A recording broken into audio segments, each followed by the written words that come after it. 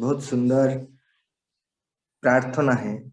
हम फर्स्ट श्लोक में हमने सुने भगवान चैतन्य महाप्रभु ने क्या बताया कि हरे कृष्ण महामंत्र की ग्लोरिफिकेशन कर रहे थे। हरे कृष्ण महामंत्र भगवान की नाम कितना महत्वपूर्ण है।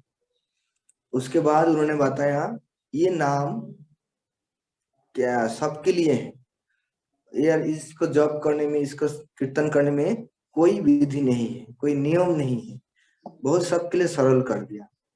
और उसके बाद उन्होंने बताया कि ये नाम कौन जप कर सकते, कौन कीर्तन कर सकते, वो तीसरा नंबर श्लोक में बताया उनकी योग्यता क्या है। तो कल हमने वो चर्चा किया था, उनकी योग्यता क्या होना चाहिए, घास से छोटे बनना है और वृक्ष जैसा सहनशील होना है, और जिनका सम्मान नहीं है उनको भी सम्मान देना है, और खुद को बहुत छोटा मानना चाहिए। जो हमारे खुद को कोई प्रशंसा करे, कोई निंदा करे, उसको लेके कभी सोचना नहीं। इसको बोलते अमानिना मानदेनो कीर्तनीय सदाहरि। जब ऐसा कोई व्यक्ति कर पाएंगे तब वो हमेशा 24 घंटा भगवान की नाम कीर्तन कर सकते। और हमारा जीवन का लक्ष्य तो हम 24 घंटे भगवान कृष्ण की नाम स्मरण करें, उनकी नाम कीर्तन करें। तो थर्ड जो श्लोक है, उस श्लोक में और एक बहुत महत्वपूर्ण शब्द आया था। उसमें चैतन्य महाप्रभु ने बाद में उन्होंने एक श्लोक से इसको समझाते थे। उन्होंने बताया कि प्रेमेर स्वभाव जहाँ प्रेमेर संबंध, সেই माने कृष्ण मोर नाही प्रेम बंध। मतलब भक्तों जिनको कृष्ण प्रेम मिला है, जो भक्ति में आगे बढ़ रहा है, वो सोचते कि मैं बहुत छोटे भक्त हूँ, मैं अभी अभी मुझे बहुत कुछ करना है। तो वो सोचते कि मैं कृष्ण प्रेम अभी तक एक कौन भी लाभ नहीं कर पाया, तो मुझे और ज्यादा प्रयास करना चाहिए। तो ऐसा जब मनोभाव होते हैं तब चैतन्य महाप्रभु ने सोचते हैं कि स्वाभाविक रूप में लोग जब कुछ करते हैं तो उनको मन में कुछ पाने की इच्छा होती है। लेकिन मान लीजिए हमारा मन में कोई इच्छा नहीं है, फिर भी जब किसी का नाम इतना हम पुकारते हैं तब उन्होंने सोचते हैं कि देखो ये मेरा नाम इतना प्रेम से ले रहा है, तो मुझे इनको कुछ देना चाहिए। कि जब मान लो कोई व्यक्ति के पास हम हमेशा जाते हैं, उनके गुणों कीर्तन करते हैं, उनका प्रशंसा करते हैं, तो वो व्यक्ति स्वाभाविक रूप में आपके प्रति उनका प्रेम बढ़ते रहते हैं। तो सोचते हैं कि ये लोग मेरे लिए, मेरे बारे इतना कुछ बोलते हैं, मेरा इतना प्रशंसा करते हैं, तो मुझे उनको कुछ देना चाहिए। ऐसा स्वाभाविक हमारा मन में भी आते हैं ना। तो चैतन्य महाप्रभु उन्हें वही बताते हैं। तो भगवान ऐसा ही भक्त के पास धन, ऐश्वर्य, सुख, सुविधा, यश, मान, प्रतिष्ठा सब कुछ लेके आते। बोलते अरे तुम इतना मेरा सेवा कर रहे हो, मेरा नाम इतना प्रेम से ले रहे हो, ठीक है, तुमने प्रतिष्ठा लो, तुमने यश लो, तुमने संपद लो, रूप लो, धन लो, लेकिन भक्तों का क्या मनोभाव होना चाहिए उसी समय? भक्तों का क्या मनोभाव होना चाहिए, इसलिए उन्होंने पहला ही ये श्लोक में बताया। तो देखिए भगवान कितना सिस्टमेटिक वे तरीका से उन्होंने ये प्रार्थना, ये 8 श्लोक उन्होंने बताया। चैतन्य महाप्रभु सीधा पहला बोलते, भक्तों सावधान, कृष्ण की ये षड्यंत्र में मत फांसो। वो कुछ भी लेके आए लेकिन उनसे कुछ नहीं लेना। क्या लेना है उनसे? तो बोलते न धनम न जनम न सुंदरीम कविताम व जगदीश कामय मम जन्मनि जन्मनिश्चरे भवताद भक्ति रही तो कितई। बोलते हैं भगवान, उसी समय हमको क्या बोलना चाहिए? ये भगवान मुझे कोई धन नहीं चाहिए, मुझे कोई जन नहीं चाहिए, मुझे कोई सुंदरी रमणी नहीं चाहिए, मुझे सकाम कर्म का कोई फल नहीं चाहिए। और मुझे क्या चाहिए? जन्म जन्म जन्मनी जन्मनी, मतलब हर जन्म में मैं केवल अहितु की आपकी चरणों में भक्ति प्राप्त करना चाहता हूँ। तो भक्त लोग का मन में ऐसा आते हैं। कई बार भक्त लोग प्रश्न भी पूछते हैं, प्रभु जी हम भक्ति कर रहे हैं तो भगवान के पास कुछ मांग सकते भौतिक चीज? तो हमारा तो सुप्रीम जो नॉलेज है, जो चैतन्य महाप्रभु ने सिखाया, वही हमको बोलना पड़ता। और यही सही है कि देखिए भौतिक चीजों के लिए कभी भगवान के पास कुछ मांगना नहीं चाहिए, क्योंकि भगवान ये चीज तो ऐसे ही हमको देंगे। तो एक सुंदर कहानी आपको सुनाते हैं। जो हमारा भागवत का जो पहला टीकाकार श्रीमद् भागवत, वो कौन है? जो भागवत पहला टीका लिखा श्रीधर स्वामी, उन्हें पहला भागवत का टीका लिखा है। और चैतन्य महाप्रभु कहते हैं, जिन्होंने इस श्रीधर स्वामी का जो टीका है इसको छोड़ के अलग से कुछ बोलना चाहते हैं तो मैं कभी भी इसको स्वीकार नहीं करूंगा। जैसे वल्लभ भट्टाचार्य आए थे, जो श्री संप्रदाय का आचार्य मानते हैं, उनको शिक्षा देने के वक्त उन्होंने ऐसा कुछ लेके आया था, लिखा। तो चैतन्य महाप्रभु के पास उन्होंने बताया, जी मैंने श्रीधर स्वामी का टीका से भी ज्यादा स्पेशल करके इसका टीका लिखा है। तो चैतन्य महाप्रभु कहते हैं, जिन्होंने श्रीधर स्वामी को त्याग कर दे, मैं उनको कोई बात नहीं सुनना चाहता हूँ, अब यहाँ से चले जाओ। तो ये श्रीधर स्वामी का जीवन में क्या हुआ था, उन्होंने कैसे इतना महान भक्त बना, वो हमको सुनना बहुत आवश्यक है। तो श्रीधर स्वामी उन्हें शादी नहीं करना चाहते थे, वो पहला से विरक्त भक्त थे, लेकिन ऐसा स्थिति वश उनको शादी करना पड़ा। और शादी हुआ, अच्छा है, लेकिन उनका एक जब पुत्र हुआ, पुत्र जन्म के बाद ही उनका पत्नी का अंत हो गया। जब ऐसे हो गया तो वो और फंस गया।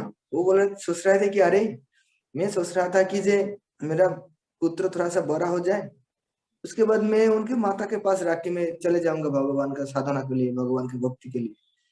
लेकिन तो मुसीबत हो गया, अभी इतना छोटा सा नन्हे बच्चा है, तो इसको मैं किसके जिम्मेदारी में रख के जाऊंगा?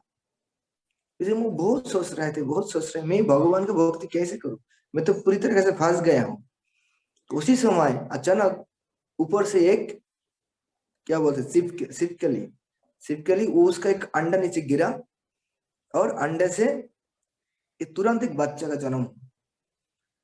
तो बच्चे का जन्म हुआ तो, और कुछ थोड़ा समय के बाद उन्हें देख रहा है कि वो जो, क्या बोलते उसको, मकड़ी, वो एक, क्या बोलते, मक्खी को उन्होंने उसको जाल में फंसे ले, एक मक्खी वो जो छिपकली का जो बच्चा है उसके सामने गिरा, और तुरंत वो उसको खा लिया। और ये देख के श्रीधर स्वामी का दिमाग खुल गया।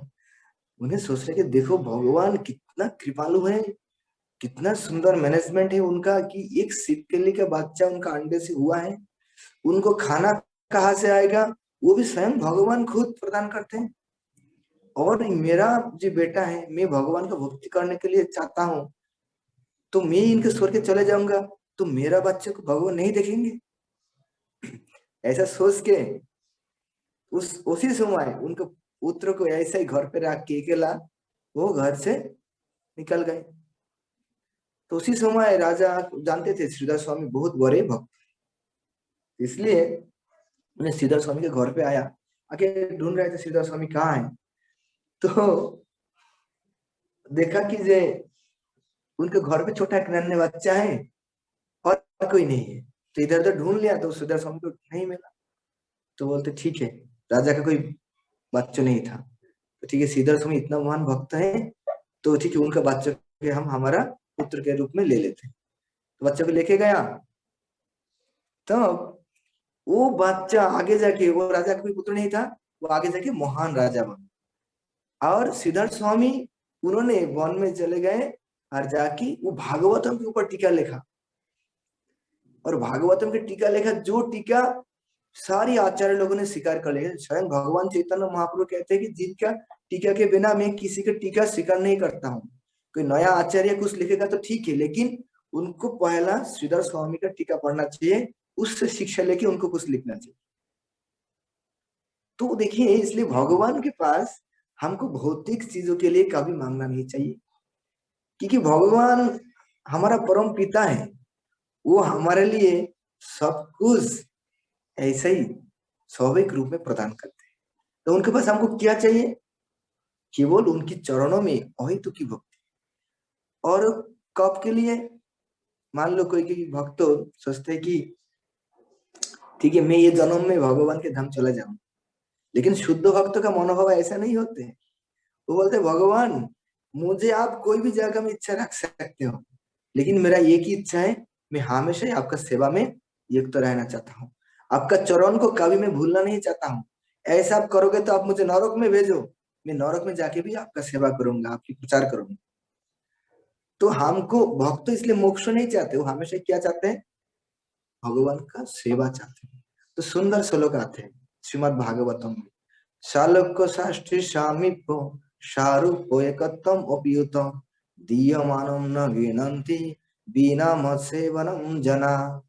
शालोक्य साष्टी सामीप्य सारूप्य और भगवान में लीन हो जाना, ये 5 प्रकार का जो मोक्ष भक्तों के पास आते हैं, उनके पास आके खड़ा हो जाते हैं, तब भक्त बोलते हैं नहीं नहीं, मुझे कोई मोक्ष नहीं चाहिए, मुझे तो केवल मेरा भगवान, मेरा प्रिय, मेरा आराध्य देव कृष्ण की सेवा करना चाहता हूँ।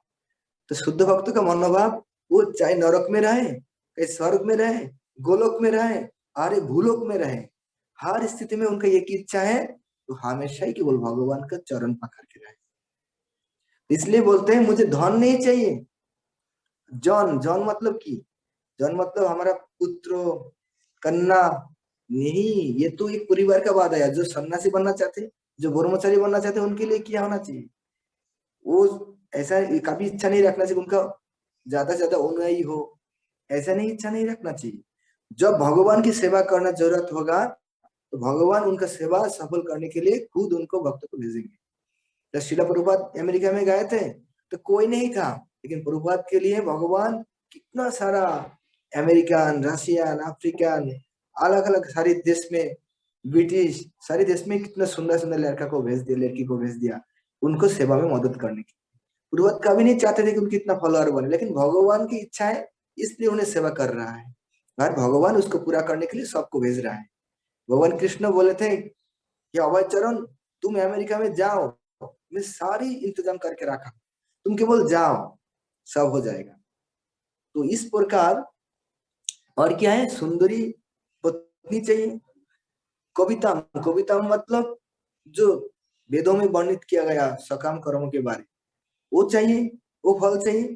तो नहीं, मुझे कुछ नहीं चाहिए, तो मुझे क्या चाहिए? मुझे तो केवल आपके श्री चरणों में अहित की भक्ति चाहिए।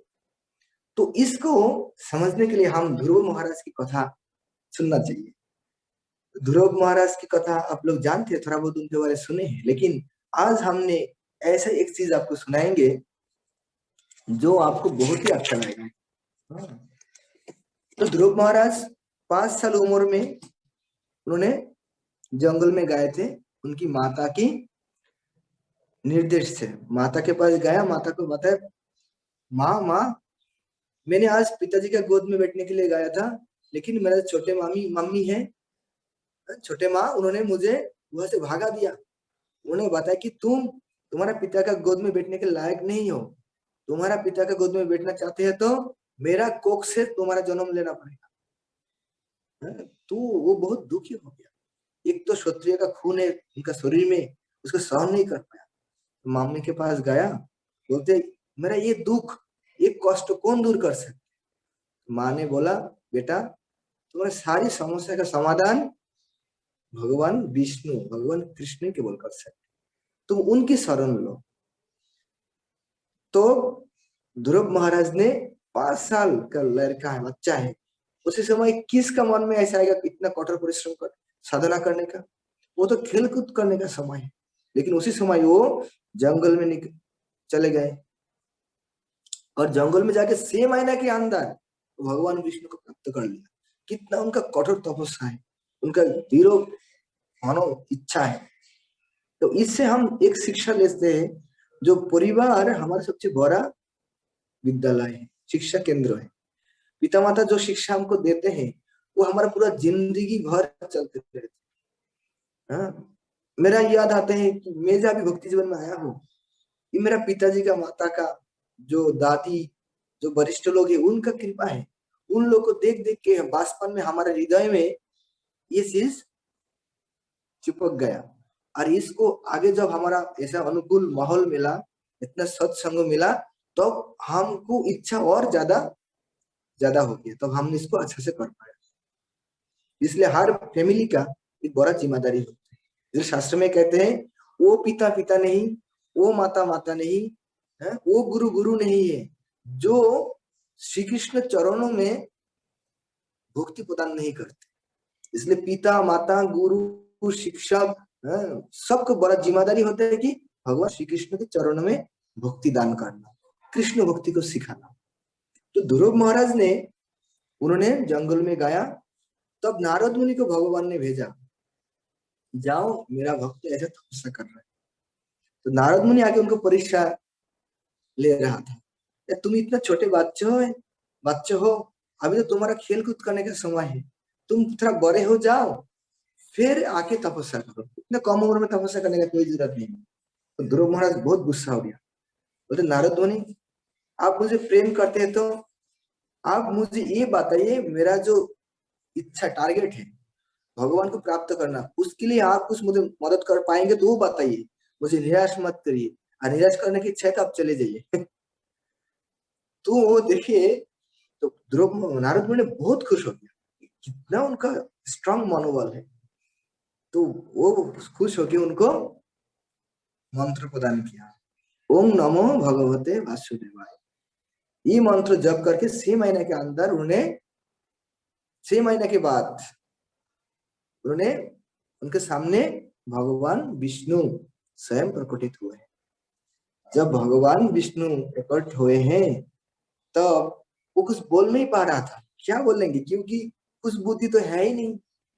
भगवान जब उनका शंख उनका मस्तक में, उनका सिर पे स्पर्श करवाया, तब उनका हृदय में सारी ज्ञान प्रकट हुआ, दिव्य ज्ञान हृदय प्रकाशित। तब उन्हें भगवान की स्तुति करने लगा। तो भगवान बोलते हैं, ये ध्रुव, मैं तुम्हारा प्रति बहुत संतुष्ट हुआ हूं, तुम बताओ क्या चाहते हो। देखिए साक्षात भगवान सामने आया और आके बोलते हैं, तुमको क्या चाहिए, तो हम क्या मांगेंगे भगवान से। तो इसलिए हमको पहला शिक्षा लेना चाहिए। जैसे ध्रुव महाराज क्या बोल रहा है, ये हरि भक्ति शुद्धोदय ग्रंथों में, शास्त्रों में 7वां अध्याय का 28 नंबर श्लोक में कहते हैं, क्या कहते हैं, बहुत फेमस श्लोक है, स्थानोभिलाषी तपस्वी स्थित हम तम प्राप्तवान देवमुनीन्द्र गुह्यम काचम विचिन्नन अपि दिव्यरत्नम स्वामिन कृतार्थोस्मि वरुण न जाचे। क्या बोला ध्रुव महाराज ने, बोलते भगवान मैं मानता हूँ कि मेरा मन में कुछ इच्छा था।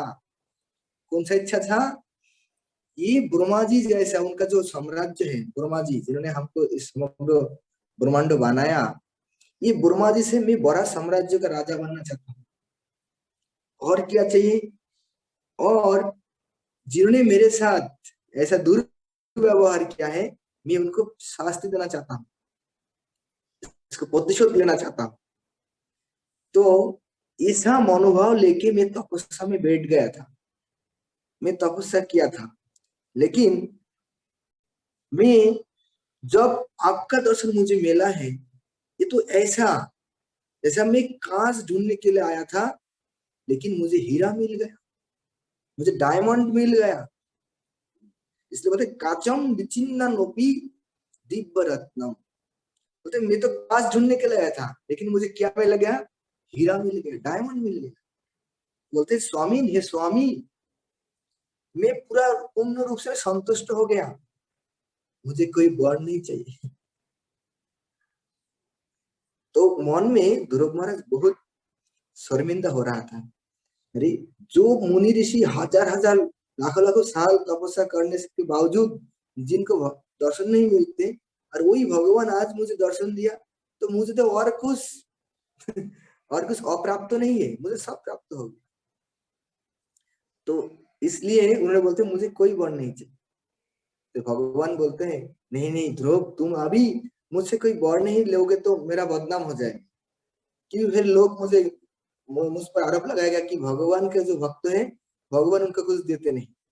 इसलिए बोलते तुम जाओ पूरा साम्राज्य को शासन करो 30,000 साल तक, और तुम्हारा मन में कभी भी मुझे विस्मरण नहीं होगा, तुम हमेशा ही मुझे मेरा भक्ति में लीन रहो, और मृत्यु के बाद तुम ध्रुव जैसा लोग, ध्रुव लोक में जाओगे, वह वैकुंठ जैसा लोग है, वो ब्रह्मा जी से बड़ा साम्राज्य है, उसका शासन करोगे,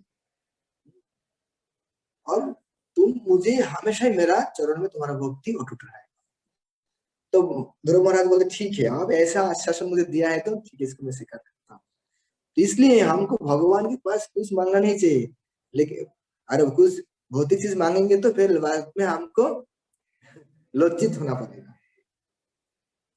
तो इस प्रकार से चैतन्य महाप्रभु ये चैतन्य चैतामृत का आखिरी अध्याय में उन्होंने ये शिक्षा दे रहा है, भगवान के पास, भगवान तो हमारे के लिए बहुत कुछ लेके आएंगे, लेकिन हमको क्या चाहिए भगवान के पास?